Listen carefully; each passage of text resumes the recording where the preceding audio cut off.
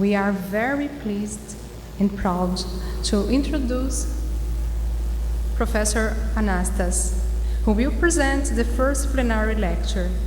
At present, Professor Paul Anastas is the Teresa and H. John Hines III Professor of the Practice of Chemistry for the Environment. He has appointments in the School of Forest and Environment Studies, Department of Chemistry, and Department of Chemical Engineering. In addition, Professor Anastas is Director of the Center for Green Chemistry and Green Engineering at Yale University. Professor Anastas was the Assistant Administrator for the U.S. Environmental Protection Agency and the Asian Science Advisor from 2009 to 2012. He was the highest-ranking chemist in the Obama government. From 2004 to 2006, he was director of the ACS Green Chemistry Institute in Washington, D.C. He was previously the assistant director for the environment in the White House Office of Science and Technology Policy, where he worked from 1999 to 2004. Trained as a synthetic organic chemist, Dr. Anastas received his PhD from Brandeis University and worked as an industrial consultant. He is credited with establishing the field of green chemistry during his time working for the US EPA as the chief of the industrial chemistry branch and as the director of the US Green Chemistry Program. Professor Anastas has published widely on topics of science through sustainability, including 11 books, such as Benign by Design, Designing Cipher Polymers, Green Engineering, and his seminal work with co-author John Warner, Green Chemistry, Theory and Practice. So it's really an honor to have Professor Anastas with us. Thank you very much.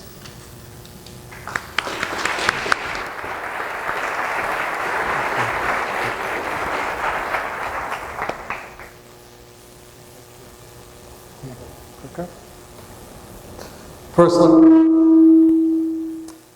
First, let me make you go deaf.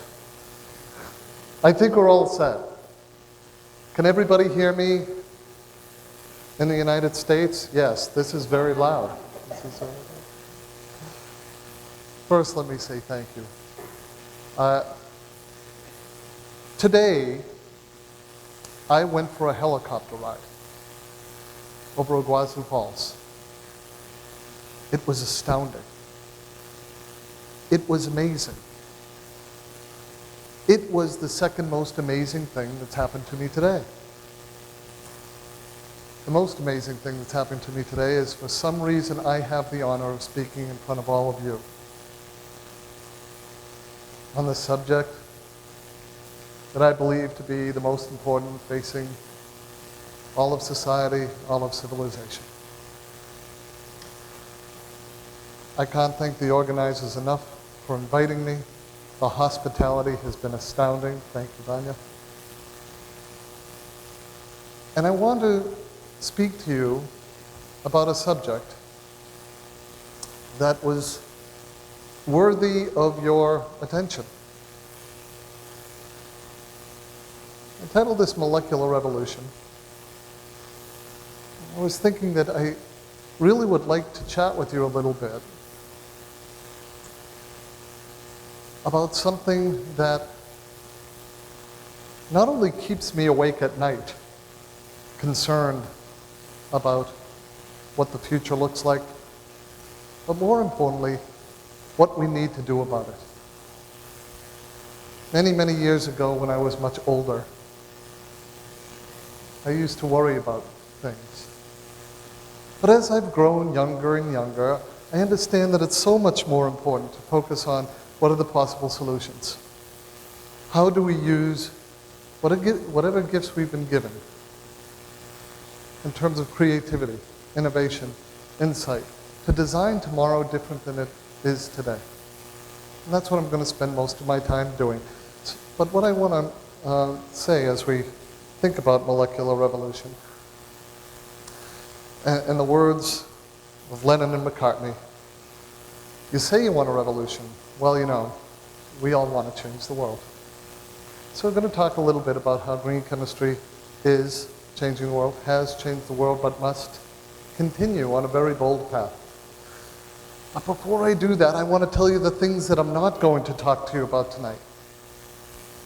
Because as much as I'd love to, I am not going to talk to you about my center at Yale and all of the wonderful people that I get to work with. I'm not going to talk to you about how this center is transdisciplinary with the core in engineering, chemistry, and environmental science. I'm not going to talk to you about how we not only seek to do basic research, the beakers and flasks, the laboratory, the engineering, and catalyze implementation, working with industry, working for implementation, commercialization. I'm not going to talk to you even about how we seek to prepare the next generation of scientists through courses and through workshops, or how we raise awareness through books and media presence. None of that. I'm not going to talk to you about our research areas, how we look at integrated biorefineries, how we look to have new biorefineries in Uganda, even in New Haven, where Yale is located. Or about how we're using biopolymers to remove arsenic and other pollutants from developing world contamination. Or how we're looking at catalysis of lignocellulose to make it into value-added products at low temperatures and pressures. Nope, not even the educational programs or how we're trying to affect policy. None of that. And as much as I'd like to, I'm not even going to talk to you about how we're engaging in safer nanomaterial design. All of that, I will be happy to chat with you after this lecture. What I am going to touch on is our work on designing safer chemicals. And we'll touch on that a little bit later and look at some of these references. Now, what I'm going to focus most of the time on today is how we deal with the current unsustainable trajectory that we're on. The absurdity that marks the status quo. Did he say absurdity? Yes, he did. The absurdity that is our status quo today. That when we look back on that absurdity, when our grandchildren look back on that absurdity, they will marvel at how demonstrably foolish it was for us to engage in some of this absurdity. Now, this isn't the first time in history we've all witnessed absurdity, far from it. Absurdity throughout history? We know that at different times, at different parts of the world, women were thought unworthy of the vote.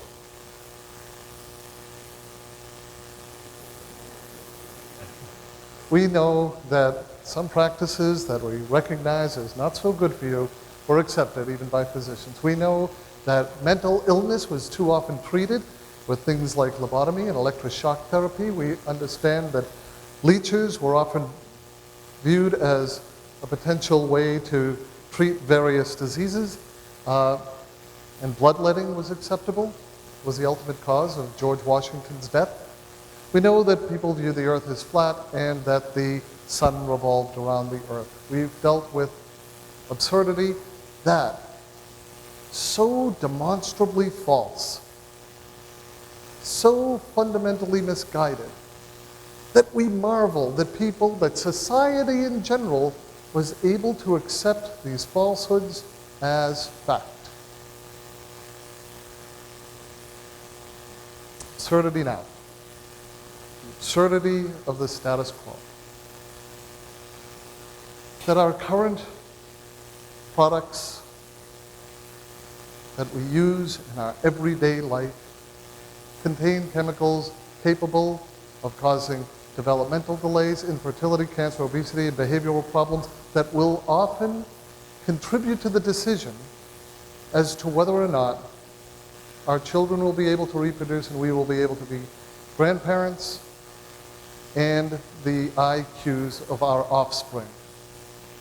The absurdity that if mother's milk were regulated to the same standards as milk that we buy in the store, it would not be allowed to be on sale in most countries because it is too contaminated.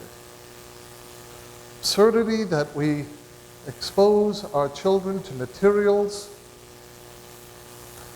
with demonstrated health effects, whether it's in their sunscreen, the contents of their baby bottles, their toys. The absurdity that our life-saving drugs have adverse consequence, therapeutic effect when taken correctly, yet is in our drinking water streams at levels which are biologically active. The fact that we have endocrine disrupting chemicals contaminating our water to the point where 70% of the smallmouth bass in the Mississippi River are intersex or changing gender. Think about that. That the Florida panther's sperm are abnormal and many are completely sterile. That the water on Earth, well, there's only 2.5% of all of the water on Earth is fresh to drink, and less than 1% is readily available, and yet, in 70% of the industrial wastes in the developing world are dumped directly into waters. Or, in the US, generated 3 million tons of plastic waste, enough to be the equal to the weight of 100 Empire State Buildings, and yes, 7% was recovered for recycling. Or the fact that there is a plastics gyre of plastic waste in the Pacific, the size of the state of Texas, which kills marine life and seabirds, more than 1 million seabirds, an estimated 100,000 mammals and sea turtles each year. That is today's status quo. Our energy profile should be recognized that it is not only fundamentally sustainable, but fundamentally vulnerable to risks. And I can guarantee you that every one of these tragedies, including the terrible tragedy who all of our hearts go out to in the petroleum refinery in Venezuela today, were designed doing thorough risk analysis, thorough risk assessment, thorough risk planning, which all works perfectly well right up until it doesn't. And when it doesn't, it can be catastrophic, as we all know. That is fundamentally different from sustainable design, where we look at the inherent nature of our products and processes. Now, that status quo in which we live, which I say is at best an absurdity and at worst an obscenity, has been met by caring, concerned people over the past 40 or 50 years. 40 or 50 years, people have dedicated their lives to cleaning up the environment. The air, water, and land is all significantly cleaner in many, many places because people have dedicated their lives, people just like all of you, dedicated their lives to improving the status of our world. Those efforts sometimes yield great benefits, but also can have unintentional consequences. Unintentional consequences that I often call doing the right things wrong. We all want biofuels. We want renewable fuels. But I'd ask the question, if we generate our biofuels from sources that compete with food, feed, and land use options. Are we doing the right thing, getting bio-based renewable fuels, but are we doing it in an unsustainable way? We all want pure water. Disinfected water kills millions of people.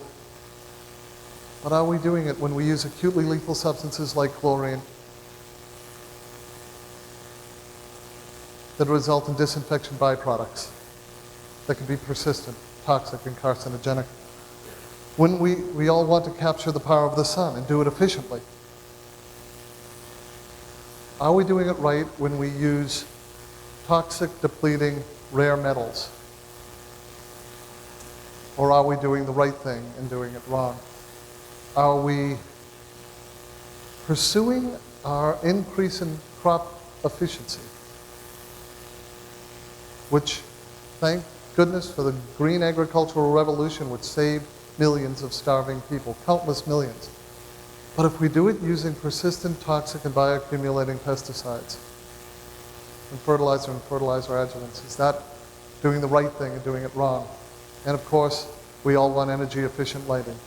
If we do it with compact fluorescent bulbs that contain neurotoxins like mercury at the manufacturing scheme of the end of life, are we doing the right thing, but doing it in a sustainable way? So how do we do the right things right? And how did we get here? Was it some conspiracy? No. These were urgent goals, noble goals. People were dying from disinfected water. People were starving to death. The energy crisis is real. People brought brilliant minds and state-of-the-art science and technology with an urgency. But perhaps they did it with a lack of systems thinking. That if you focus narrowly on one aspect of a problem without looking at the other consequences, unanticipated consequences should be expected. This is my favorite cartoon. I'm sure glad the hole isn't in our end of the boat. There's two things that are sure. One, we're all in the same boat. And two, we've only got one boat. So, along comes green chemistry. Green chemistry to the rescue.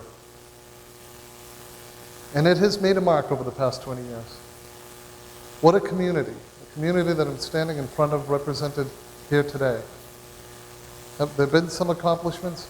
Certainly. There's been journals devoted to the cutting-edge, excellent science that all of you contribute to. For those other journals that aren't dedicated exclusively to it, there's been contributions in all of them. The increase in papers and articles over the years has been astounding. The headlines in the newspaper, the public awareness is all over the news.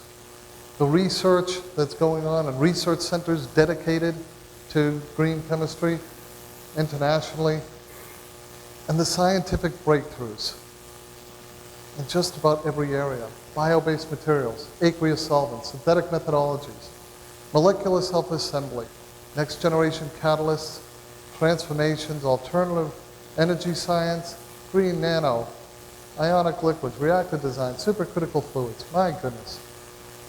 Step back and think about this. When you look at the contributions that have been made, sometimes people will say, oh, you're a green chemist? Oh, I'm a physical chemist. I'm an organic chemist. I'm an inorganic chemist. The fact is that we can all bring the principles, the approaches, the perspectives of green chemistry to whatever branch of chemistry that we're doing. In business, it has touched virtually every industry sector that I can name. And the latest Wall Street analysis is that the green chemistry industry is expected to go close to $100 billion in 2020. There's conferences like this one, none better, of course. And there's networks all over the world. Now, through all of that, does absurdity still exist? Through all of those contributions over 20 years, does absurdity still exist?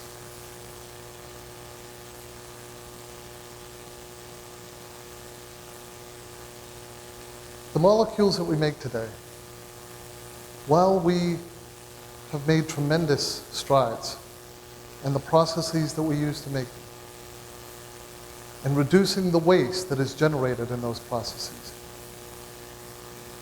in the profiles of the solvents and the feedstocks, too often still our target molecules remain untouched.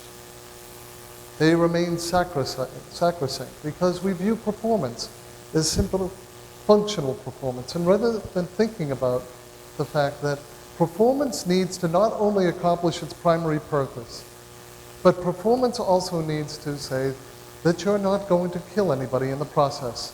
You're not going to disrupt their reproductive future. They're not going to bioaccumulate and interrupt our food chain. That is what performance means. And so we ask ourselves, is what we have done enough? And of course the answer is no. The answer is we need to raise our standards, to raise our sights, to take green chemistry to yet another level of creativity, of collective scientific ingenuity, and focus on how chemical products need to be designed to preserve the efficacy of function while reducing toxicity and other environmental hazards. This will require an interdisciplinary effort, of course. But before I go into some of the research that we're doing in my own labs, I want to pause to reflect on some of the people at the center who have contributed to this effort. Professor Adelina Buchkova, Dr. Jakob Kostel, Professor Julie Zimmerman have been so involved in these and other references. Professor Buchkova is at the George Washington University in Washington, D.C. Both Dr. Kostel and Professor Zimmerman are at Yale. I'd like to pause, and knowing that I'm not going to be able to go into great detail on the research, let you know that there are references in case you are interested. In the U.S., the head of the National Institute for Environmental Health Sciences was quoted quite correctly. We kind of jump from the proverbial frying pan into the fire when replacing chemicals. We all talk about we need to find an alternative to a hazardous chemical. And yet, too often, what an alternative is viewed as is the next less bad thing on the shelf. Something that exists that isn't quite as toxic, isn't quite as persistent, isn't quite as bioaccumulative, rather than thinking through fundamental design protocols. How do we go about understanding the molecular basis of hazard and building into our design of the next generation of molecules? Now, I have to say that what I consider to be an absolutely outstanding journal on every level is the Royal Society's Journal of Green Chemistry. Proud to be associated with it. And this is a reflection of what I consider to be a great journal, reflecting what is going on in the community. And all of the articles, the papers that have been published in the field, this tiny sliver is about toxicity. This tiny sliver within that tiny sliver is on how you think about fundamental molecular design to reduce its hazard. We need to take it to another level. So, what are some of the strategies? Focusing on hazard. We understand that risk has been the dominant paradigm for dealing with environmental issues, and risk, at its essence, is a function of hazard and exposure. So certainly, risk is a probability function, the probability of fire or an explosion or toxicity or other type of physical hazard. We run tests for hazards, usually with many mice with an outcome. And then when we identify a hazard, we instead look to minimize exposure to this. Rather than using the insights that we gain when we're testing for hazard on how to redesign the molecules so they perform the way that you want without the hazard. And we know for 150 or 200 years that the way that we have gotten any performance from any of our molecules has been by understanding how we manipulate the basic physical chemical properties and combinations of those basic physical chemical properties to give us the functional performance. Whether we want to make something rubbery and elastic or brittle, whether we want to make something appear red or appear blue, all of these things are simply the correct combination of physical chemical properties in order to give us the function we want. And the same lessons apply to how we go about designing substances to reduce toxic effect. And yet, when I walk down the hallways of my department, or perhaps the same is true in any of your chemistry departments, and I ask some of the most brilliant synthetic chemists that I know, people who can make absolutely any molecule that you can draw, whether or not the substance that they're making is toxic, and if so, what type of toxicity, and if so, how it is toxic, they do not know. Why? Because all of us as chemists have never been trained in the molecular basis of toxicity. It may be that that is as absurd as not telling a lumberjack that a chainsaw can chop off their arm. Only the lumberjack doesn't put countless moles of chainsaws into the environment to expose people. So, finding proxos for in vivo molecular reactivity, such as frontier orbital energies, we know that when we consider the biological interactions, that as we have standard nucleophiles, can be protein residues, such as cysteine, DNA bases, thiols, glutathione, etc., interacting with various electrophiles, certainly the most common being various phosphates or sugars. In the same time that as we all know, that these orbital energies are determining reactivity, and what those reactivities impart in terms of its ability to cause biological effect, those same principles can be built in to our design. We also have the ability to learn from drug discovery. The pharmaceutical endeavor, especially over the past half century, is nothing short of miraculous. It has been truly astounding how we've been able to understand how we can design molecules for very specific targeted effect. We know that pharmaceuticals are designed to be biologically active, with a vast majority of industrial chemicals are not. We know that there's a performance consideration of the toxicity of a pharmaceutical. That's not traditionally built in to the design of new industrial molecules. We know that pharmaceuticals, relatively speaking, are in small volumes, where industrial chemicals can be, of course, millions of tons. And pharmaceuticals have well-defined use scenarios,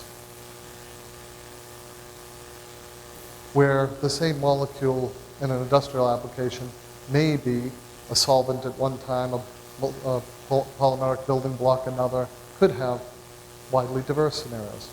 But learning from pharmaceuticals is an important principle. Somebody named Chris Lipinski, who was a chemist at Pfizer Pharmaceuticals, came out with the famous Lipinski's Rule of 5 for drug likeness. Really was talking about bioavailability. And put out a very important work in 2001 showing about when the vast majority of chemicals that failed in clinical trials, it was due to the fact that they were not bioavailable.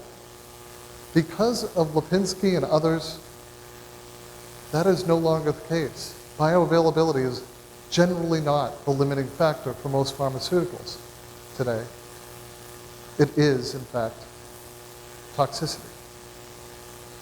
And so we look at the lessons of Lipinski, and we start thinking about the fact that when you're designing a pharmaceutical, of course, you want to have a substance that is stable on the shelf, that when you put it, we'll say, in your mouth, it goes in, crosses the necessary biological membranes, goes to a particular receptor, binds to cause a therapeutic effect, and is excreted harmlessly and degraded in the environment. In some ways, what we're talking about is turning that model on its head. That we want to make it so that a substance can't get into your body, that it cannot cross the biological membranes, that it cannot bind to a particular receptor, and is excreted before it can have any biological activity. Many of the lessons of pharmaceuticals merely need to be thought of in reverse as the first approximation. So we know that many of these properties, from surface area, molecular volume, the electronics, HOMO-LUMO gaps, and polarizability, all of these, solubility and phase interaction, have direct impact on the key mechanisms of action of toxicity. And if we can break one of those key steps in the chain, we have the conceptual ability to dramatically decrease the toxicity for a particular target species, target organ, target route of toxicity. So these are the key roots of bioavailability. And back in 2010, we were able to construct basic fundamental design rules to reduce bioavailability that would be performance criteria, be design criteria that, if followed, would interrupt the ability of a substance to manifest its hazard, because it would not be able to get into the body, would not be able to carry out its toxic mechanism of action. But of course, that's only one step. Other steps include distribution and storage, and in the same way, it's the basic physical chemical properties that drive this process. Reducing bioactivation in the same way, whether we're talking about internal energies, log P, pi interactions, frontier orbital energies, molecular shape, redox potential. The point that I'm making, and the reason that I'm saying it over and over in different ways, is because everyone in this room knows that, we're chemists. We know how to modify those properties. That's what we do. That's what we know. We know how to modify those properties in order to make it so these substances aren't toxic, aren't bioaccumulative. So it is really possible, because of this progress, computational chemistry has evolved from being applicable only to very small molecules all the way up to enzyme receptors, genes, and toxicology has gone in the opposite direction. Rather than being from the whole animal or organs down to the molecular level. And this meeting of understanding of problems and solutions has come together to make molecular design for reduced hazard possible. So is it feasible to develop one combined set of design guidelines for particular groups of species?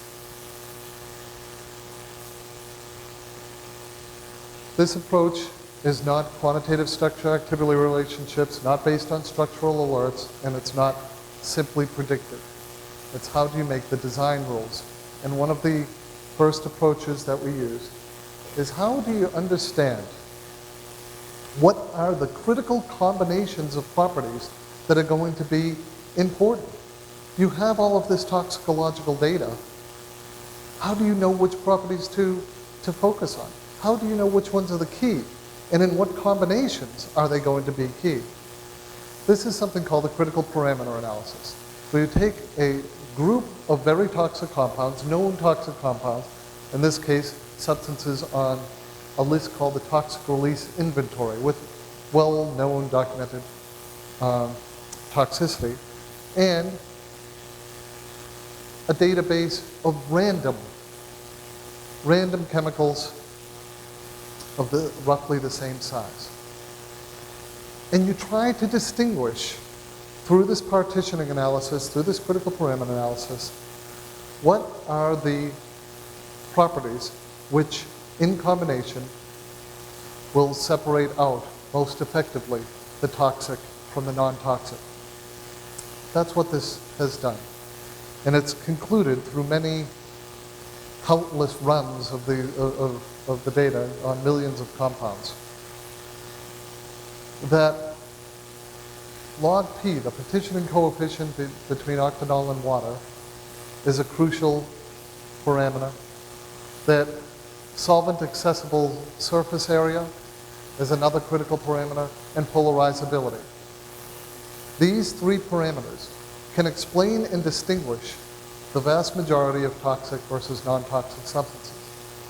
So how powerful is this? If we apply this to aquatic toxicity, how effective is this?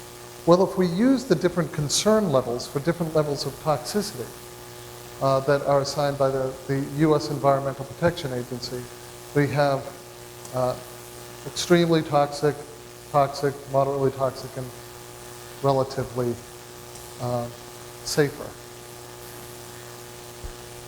And we look at these interactions. As you can see, by plotting these, you're able to distinguish the toxic substances from the non-toxic substances within a probability function. Nobody's arguing perfection here. Why is this important? Because if we're going to have design rules in the same way that we use design rules to impart properties, to impart reactivities, to impart physical behavior, we're going to need to know what are the guidelines, what are the windows that separate toxic from non-toxic. And so there's a two-dimensional space. If you work in multi-dimensional space, you'll see that with these parameters, you can form spheres, which are probability functions, defining toxic space and less toxic space to a high degree of probability. How effective is it? These initial results are showing that you can separate out where three times as many would have a higher probability of being non-toxic than toxic.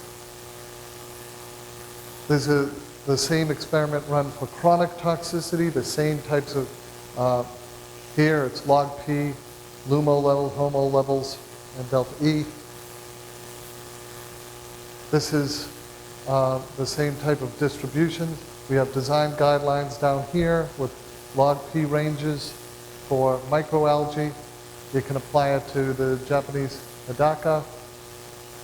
And in essence, 70 to 80% of the compounds that have low aquatic toxicity have a certain range that they fall in.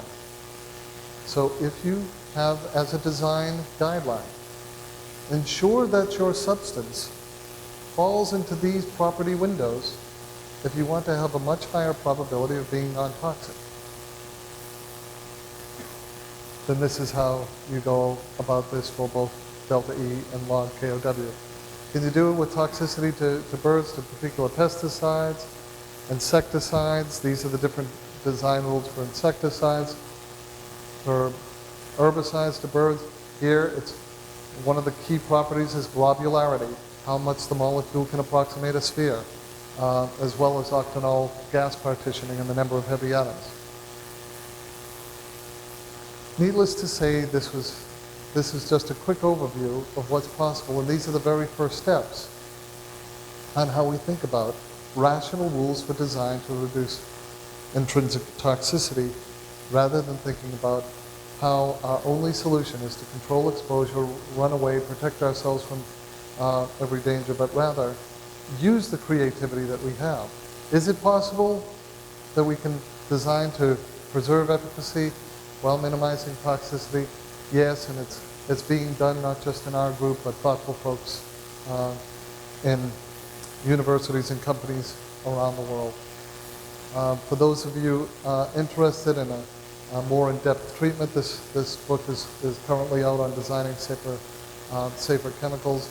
Again, I want to compliment both Professor Vuchkova and Professor Boltling in this effort. I want to just finish up by saying that incremental improvement is not going to, I'd suggest it's not going to get us off the unsustainable trajectory we're on. And it's not going to be sufficient to cure the absurdity of today's status quo. If we are 10, 20, 30% more energy efficient about transportation or electricity, if we reduce our hazardous waste by 10, 20, 50%, it's not going to be sufficient to get off the unsustainable trajectory we're on. Transformative innovation. What do I mean by transformative innovation? Things that change the equation, fourfold, tenfold. Things that are where you get all of the performance of a product you need without the product needing to exist itself. What do you mean? Well, it's not that shocking. Most of us have grown up with telephone wires lining the streets, and yet today we all carry around mobile phones, getting all of the performance of the telephone wires without needing the telephone wires themselves. We have ways to engage in transformative design, and we have something that my good friend Janine Benyus calls the greatest design inspiration in the last 4 billion years, and that is nature. So when we start thinking about how we go about designing our molecules and our materials, the basis of our society and our economy, perhaps we ought to think about the gecko.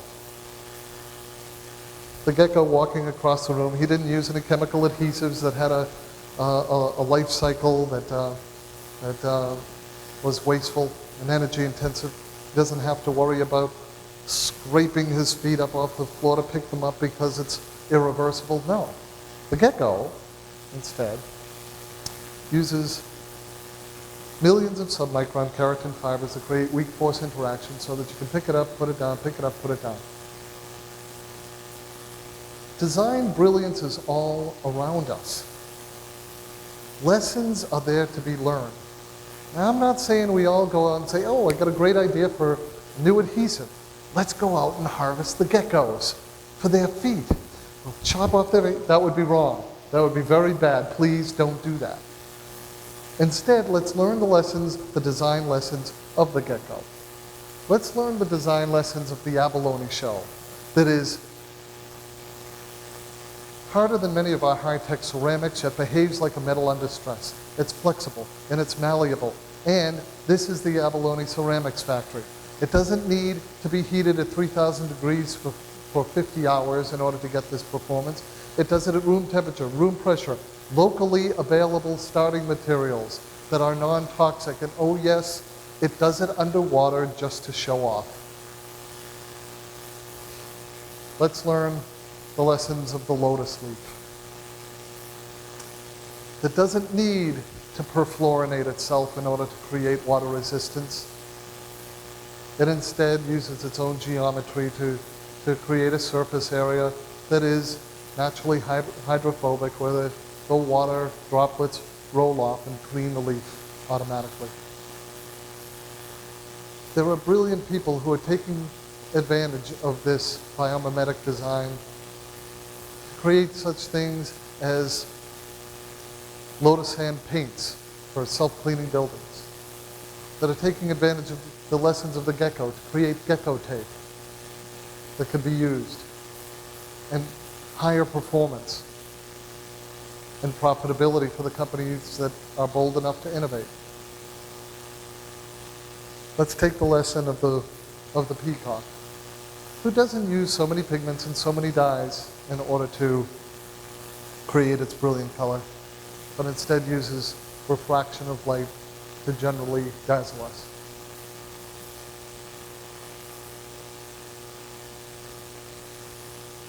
In 1962, the year I was born, President John F. Kennedy made a speech. In that speech, he said, "We choose to go to the moon. We choose to go to the moon in this decade and do the other things, not because they are easy, but because they are hard. Because that goal will serve to organize and measure the best of our energies and skills.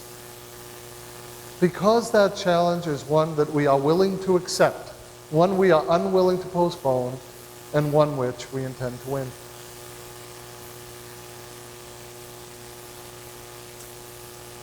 Serve to organize and measure the best of our energies and skills.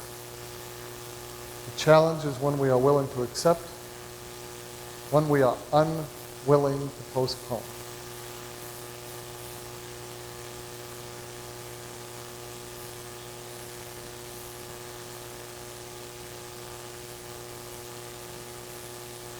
Today, Neil Armstrong passed away.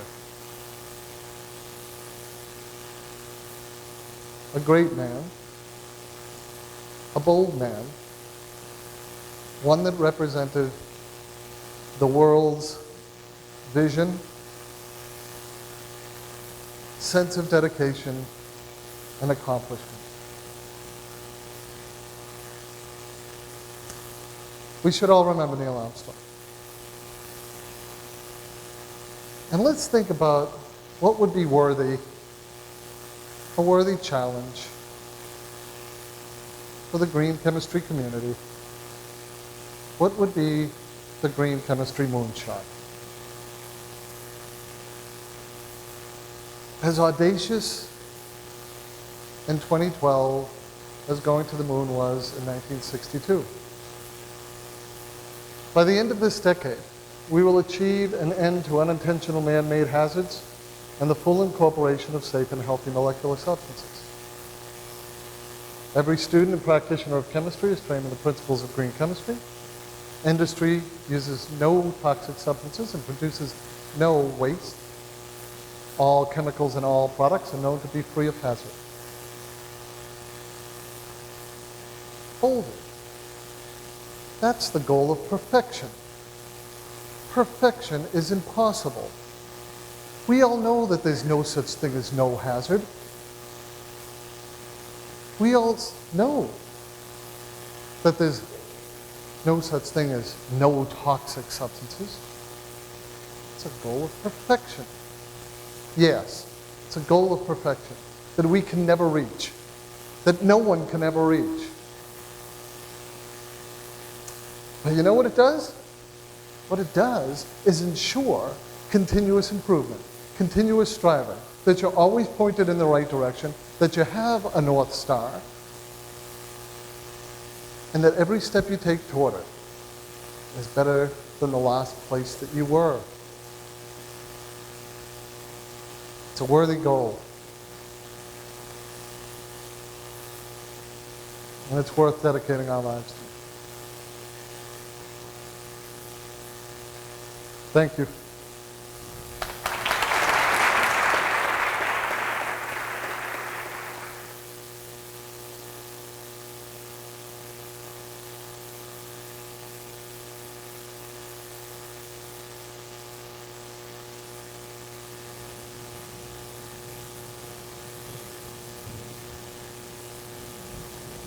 So, if you have any question, we have a welcome cocktail now, and I think we can discuss green chemistry and what we want there. In the name of the organizing committee, I'd like to invite you to go in the swimming pool area to go to the welcome cocktail. So, thank you very much to be here now.